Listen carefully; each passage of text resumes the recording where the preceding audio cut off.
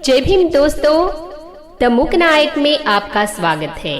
अगर इस सत्य के सफर में आप नए हो, इस चैनल को सब्सक्राइब करें और बेल आइकॉन की घंटी दबाना ना भूलें।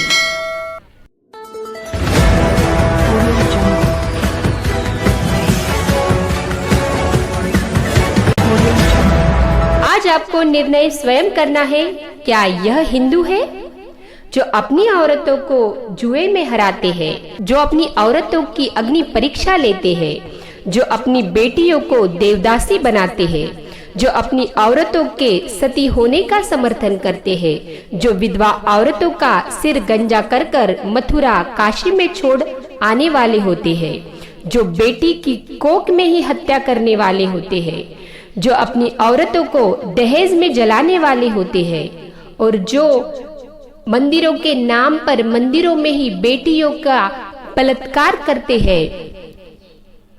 फिर यदि कोई ऐसे लोग खुद को अगर गर्व से कहते हैं कि मैं हिंदू हूँ, तो ये तो मानवता के नाम पर कलंक है। वह मानव समाज का ही अपराधी है।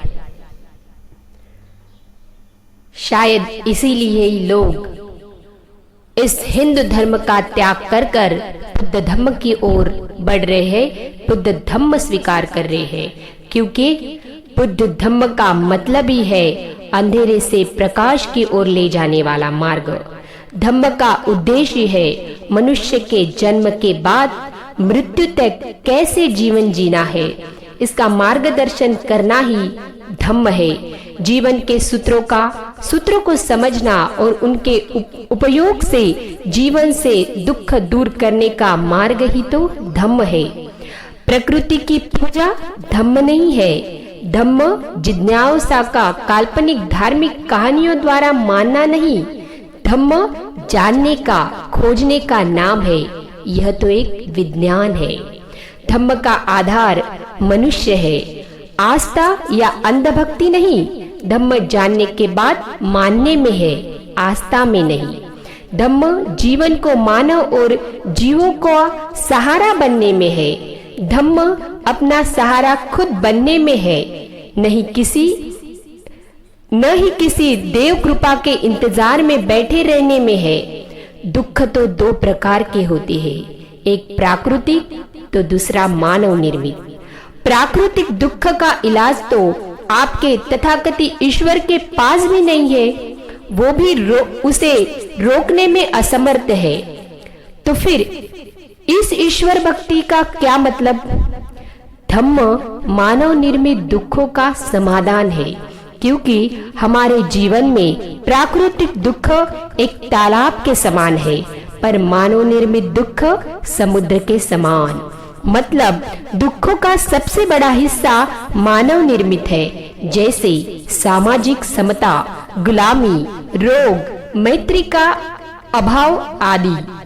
धम्म समता, स्वतंत्रता, करुणा, न्याय और मैत्री का भाव जगाता है। धम्म का प्रथम सूत्र है, हर चीज से बड़ा है न्याय। तथाकथित ईश्वर से भी बड़ा न्याय व्यवस्था की ही धम्म है। क्या गुलामी और शोषण के बदले आप ईश्वर लेना चाहोगे?